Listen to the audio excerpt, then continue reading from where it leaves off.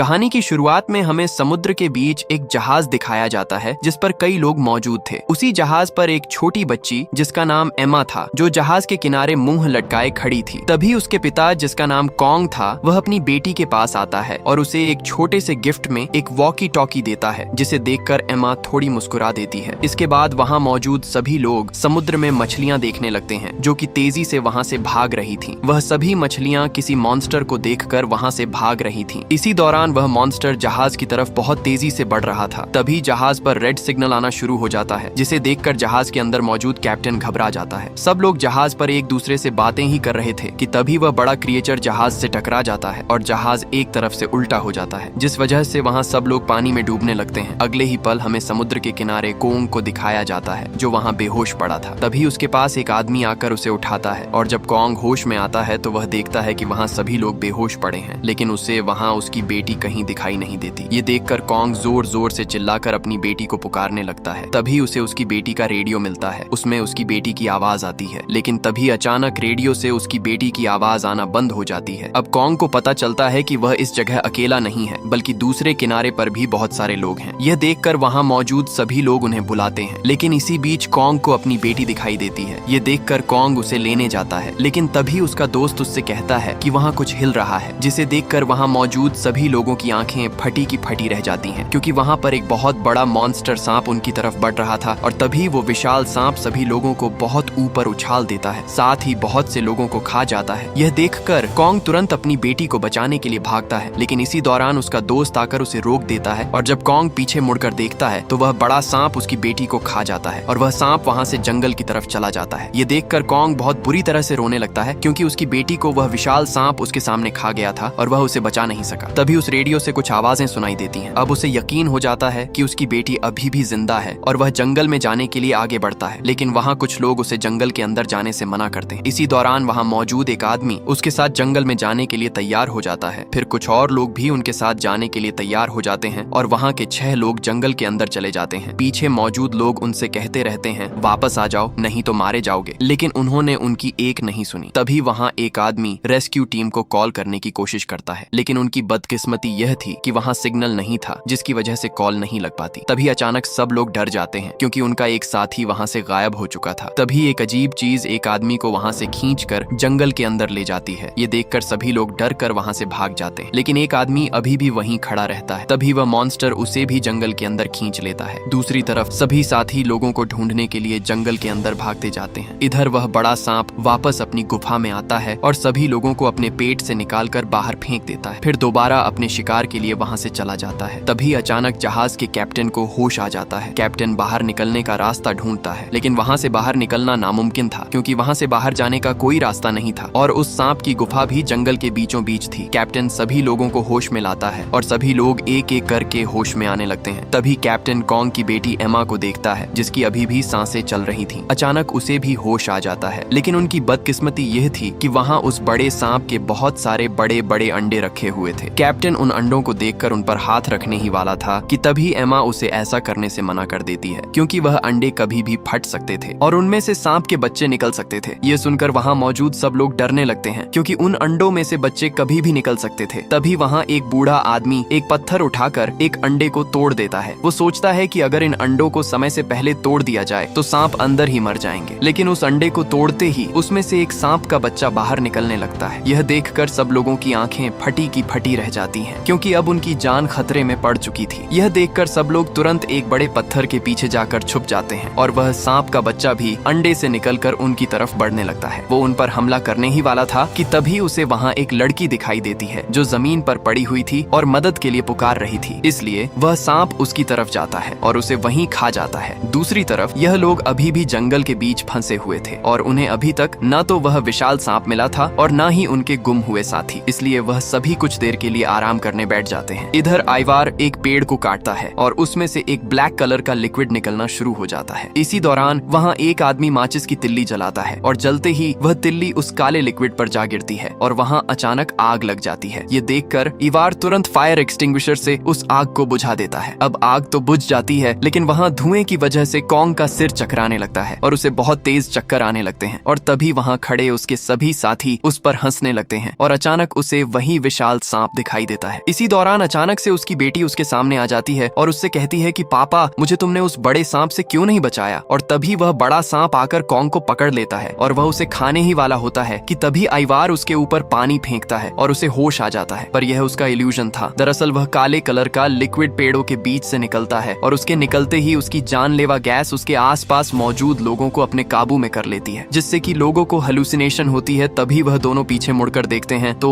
वहाँ बाकी लोगों को पेड़ की जड़ों ने पूरी तरह से जकड़ रखा था। वह पेड़ कोई आम पेड़ नहीं थे, बल्कि एक खतरनाक क्रीचर था जो अपनी जड़ों से अपने आसपास के लोगों को जकड़ कर मार देता है। कॉन्ग जैसे तैसे करके वहाँ सभी लोगों को होश में लाता है और वह वहाँ से भागने लगते हैं, लेकिन पीछे से उनके एक साथी को वह पेड़ अपनी जड़ों से काबू में करके वहीं पर मार देता है। यह देखकर वह तुरंत वहाँ से भाग जाते हैं। दूसरी तरफ गुफा में जहाज का कैप्टन और बूढ़ा आदमी दोनों आपस में लड़ रहे होते हैं, क्योंकि वह बूढ़ा आदमी कैप्टन को ही उस सब का कसूरवार कहता है। अगर कैप्टन जहाज को पानी से निकालकर किनारे ले आता तो हम यहाँ तक ना पहुँचते। तभी एक लड़की जिसका नाम सूजी था, वह दोनों को लड़ने से मना करती है। साथ ही कहती है, अगर हम आपस में ही लड़ते रहे तो हम उस विशाल सांप के शिकार बन जाएंगे और वह हमें जिंदा खा जाएगा, इसीलिए हमें यहाँ से निकलने के लिए प्लान बनाना होगा। दूसरी तरफ कॉन्ग भी रेडियो पर अपनी बेटी से बात करने की कोशिश कर रहा था, लेकिन उस जंगल में किसी भी तरह का सिग्नल नहीं था। इसके बाद हमें उनका एक साथी दिखाया जाता है। वह एक झरने से पानी भरने के लिए आया था। पानी भरते भरते उसे कुछ अजीब सी आवाजें सुनाई देती हैं और धीरे धीरे जंगल में अचानक सफेद धुआं उखेलने लगता है और तभी एक मॉन्स्टर मछली अचानक उस पर हमला कर देती है। ये देखकर तो उसकी पैंट ही गीली हो जाती है। फिर दोबारा वो मॉन्स्टर मछली उस पर हमला कर देती है। उसके दांत बहुत नुकीले और खतरनाक थे। ये देखकर वह उसे फौरन नदी में फेंक देता है। इसी दौरान उस सफेद धुंध से बहुत सारी मॉन्स्टर मछलियों का झुंड उसकी ओर बढ़ रही थी और यह मछलियां न सिर्फ तैर सकती थीं, बल्कि उड़ भी सकती थीं। ये देखकर वह तुरंत वहां से भागता है। साथ ही उसके साथी भी उसके साथ भागने लगते हैं, क्योंकि उन मॉन्स्टर मछलियों की तादाद और भी बढ़ रही थी। इसलिए वे सभी जैसे तैसे करके पेड़ों के पीछे छिप जाते हैं। तभी आइवार को पता चलता है कि यह सभी मछलियां इस सफेद धुंध के साथ आ रही थीं। इसीलिए वे सभी भागकर उस जगह आ जाते हैं जहां सफेद धुंध नहीं थी और इससे उनकी जान बच जाती है और सभी खतरनाक मछलियां नीचे जमीन पर गिर जाती हैं। सभी वहां बैठे ही थे कि तभी इवार को जमीन पर एक बहुत बड़े जानवर के पैरों के निशान दिखाई देते हैं और जब वह ऊपर की ओर देखता है तो वहां एक पेड़ पर एक अजीब सी चीज चिपकी हुई थी। यह देखकर सबकी सांसें थम जाती हैं और एक आदमी उसे पत्थर मारने वाला होता है कि तभी देखते ही देखते एक अजीब सी जुबान उसे वहां से खींच कर ले जाती है। ये सब लोग देख ही रहे थे कि तभी ऊपर से एक अजीब मेंढक मॉन्स्टर उनके सामने आ गिरता है। यहाँ हमें पता चलता है कि यह एक मॉन्स्टर मेंढक है जो अभी तक सभी लोगों को अपनी जुबान की मदद से खा चुका था। ये देखकर सभी लोगों की जान हलक में आ जाती है, क्योंकि उस मेंढक का साइज बहुत बड़ा था। वैसे मेरी गर्लफ्रेंड भी यही कहा करती थी, जिसे मार पाना नामुमकिन था। इसलिए सब लोग वहाँ से तेजी से भागना शुरू कर देते हैं, लेकिन तभी वह मॉन्स्टर मेंढक अपनी जुबान से एक आदमी को पकड़ लेता है। वह बूढ़ा आदमी उसके पेट में जाने ही वाला था कि तभी वह एक पेड़ को मजबूती से पकड़ लेता है, लेकिन अब उसका हाथ भी पेड़ से फिसल रहा था, इसलिए उसके साथी आकर उसे पकड़ लेते हैं। इसी दौरान उनका एक साथी गुस्से में मेंढक की जुबान पर चाकू मार देता है, लेकिन उसकी जुबान से लिक्विड निकलकर उसके चेहरे पर लग जाता है, जिससे उसका चेहरा बुरी तरह से जलने लगता है। इधर आइवर भी भागता हुआ उनकी तरफ आ रहा था और एक नुकीला हथियार उस मॉन्स्टर की ओर फेंकता है, जिससे उसकी आंख फट जाती है और वह उस बूढ़े आदमी को छोड़ देता है। इसी मौके का फायदा उठाकर वह सभी लोग वहां से भाग जाते हैं, लेकिन अभी भी वह मॉन्स्टर मेंढक उनके पीछे ही था और जैसे ही वह उछलकर उनकी तरफ आने ही वाला होता है कि तभी एक बहुत बड़ा विशाल सांप उसे अपने अंदर निगल लेता है। ये देखकर तो सभी लोगों के पैरों तले जमीन खिसक जाती है, क्योंकि वह विशाल सांप उस मॉन्स्टर मेंढक को चीर फाड़ कर वहीं पर खा जाता है। लेकिन बदकिस्मती से उस विशाल सांप का ध्यान सभी साथियों की तरफ चला जाता है और वह उन पर भी हमला कर देता है। लेकिन वो बूढ़ा आदमी और वह लड़का जिन पर उस मेंढक ने हमला किया था, वो घायल होने की वजह से धीरे धीरे भाग रहे थे। तभी आगे जाकर वह दोनों गिर जाते हैं। वह विशाल सांप उन्हें खाने ही वाला होता है कि तभी वह बहुत सारे पेड़ों के बीच फंस जाता है। इधर उनका एक साथी उस सांप का ध्यान भटकाने के लिए उसकी तरफ एक नारियल फेंकता है, जिससे वह दोनों वहां से भाग जाते हैं। लेकिन वह सांप गुस्से में उस लड़के का पीछा करने लग जाता है और वह जैसे तैसे करके एक पेड़ के पीछे जाकर छिप जाता है, इसलिए वह विशाल सांप से दोबारा बच जाता है। दूसरी तरफ चारों साथी पेड़ों के पीछे छिप जाते हैं, इसीलिए वह सांप भी उनका पीछा करते करते उनकी तरफ आ पहुंचता है और तभी वह उनमें से एक साथी को देख लेता है। वो उस सांप के सामने हाथ जोड़कर माफी मांगता है और कहता है कि मुझे मत खाओ, लेकिन इससे पहले कि वह सांप उसकी बात समझ पाता, वह उसे वहीं पर खा जाता है और वह मॉन्स्टर दोबारा से बाकी साथियों का पीछा करने लगता है। यह देख देखकर वे सभी वहां से फौरन भागने लगते हैं और भागते भागते एक छोटी सी पानी की नदी में जाकर छिप जाते हैं। यहाँ पर वह सांप उन्हें ठीक से देख नहीं पाता, इसलिए वह वहां से चला जाता है और आखिरकार एक बार फिर उनकी जान बच जाती है। इधर उस विशाल सांप की गुफा में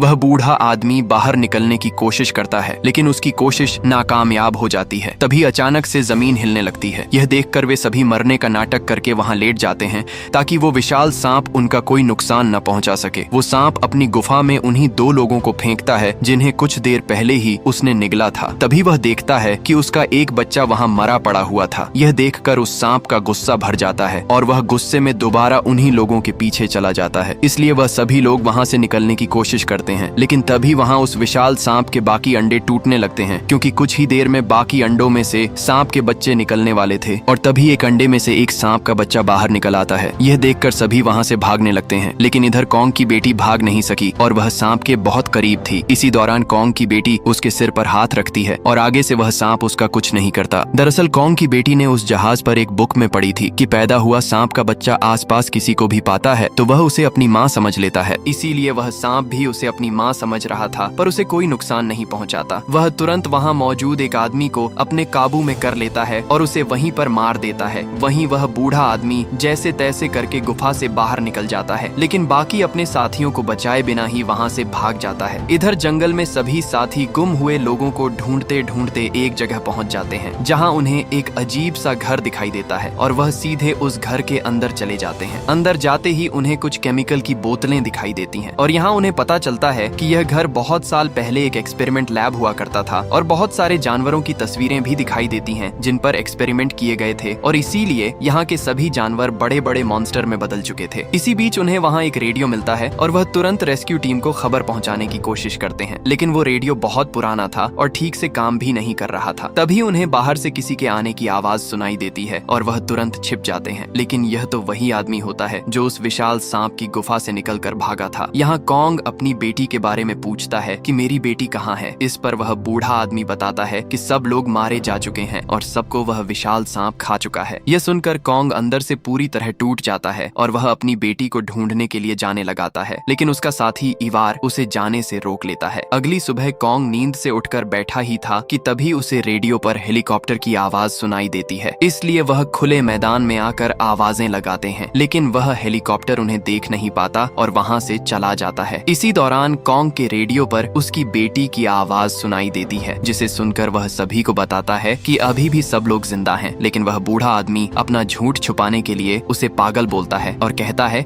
कि वह सांप सभी लोगों को खा चुका है और वह मर गए हैं, लेकिन फिर उन्हें दोबारा आवाज सुनाई देती है, जिससे उन्हें यकीन हो जाता है कि वहाँ लोग अभी भी जिंदा हैं। इसलिए सब लोग खुश हो जाते हैं। ये देखकर वह बूढ़ा आदमी वहाँ से भाग जाता है। उधर वह आदमी उस हेलीकॉप्टर को अपने पास बुला लेता है और हेलीकॉप्टर उसकी तरफ बढ़ ही रहा था कि तभी वह विशाल सांप उसे निगल जाता है। ये देखकर वह बूढ़ा आदमी बहुत गुस्सा हो जाता है। इधर कॉन्ग भी अपनी बेटी को जंगल में ढूंढ रहा था। इसके बाद सूजी रेडियो पर कॉन्ग को बताती है हम एक गुफा में फंसे हुए हैं और गुफा बहुत बड़ी है। इधर कॉन्ग कहता है कि वहाँ कुछ आवाज सुनने में आ रही है, तो सूजी कहती है यहाँ पानी के गिरने की आवाज आ रही है। अब जैसे तैसे करके कॉन्ग अपनी बेटी को ढूंढने की कोशिश करता है। इधर बहुत सारे सांप उनकी तरफ बढ़ रहे थे और उन्हें खाने ही वाले थे कि तभी वही सांप सभी सांपों से लड़ने लगता है। दरअसल वह सांप कॉन्ग की बेटी को अपनी माँ समझ रहा था, इसीलिए वह उसकी जान बचा लेता है। यहाँ कॉन्ग भी अपनी बेटी के बहुत करीब था और अपने पिता की आवाज सुनकर उसकी बेटी भी जोर जोर से आवाज देती है, जिसे सुनकर वह उस जगह को ढूंढ लेता है जहाँ उसकी बेटी फंसी हुई थी। तभी वह सभी सांप उनकी तरफ बढ़ते हैं। यह देखकर कॉन्ग फौरन एक पेड़ की जड़ नीचे फेंकता है और धीरे धीरे वह उन्हें ऊपर खींचने लगता है, लेकिन तभी वह विशाल सांप कॉन्ग के सामने आ जाता है और वह बहुत गुस्से में होता है। तभी आइवार वहां आकर उस विशाल सांप की आंख में कुल्हाड़ी से वार करता है, जिससे वह सांप तेजी से तड़पने लगता है। लेकिन अब वो सांप आइवार के पीछे लग जाता है और उसे खाने ही वाला होता है कि तभी उनका एक साथी आकर उस सांप की दूसरी आंख भी फोड़ देता है, जिससे वह सांप अंधा हो जाता है और उसे वह दोनों दिखाई नहीं देते। इधर कॉन्ग उन्हें ऊपर खींच ही रहा था कि तभी नीचे से जहाज का कैप्टन आकर उन्हें ऊपर धक्का दे देता है और सभी सांप मौका देखकर उस पर हमला कर देते हैं। इसी दौरान कॉन्ग का साथी वहां आकर उन दोनों को ऊपर खींच लेता है और दोनों की जान बच जाती है। इधर कॉन्ग अपनी बेटी को जिंदा देखकर बहुत खुश होता है, लेकिन वही विशाल सांप दोबारा होश में आ जाता है। यह देखकर सब लोग वहां से भागना शुरू कर देते हैं। दूसरी तरफ वो बूढ़ा आदमी भी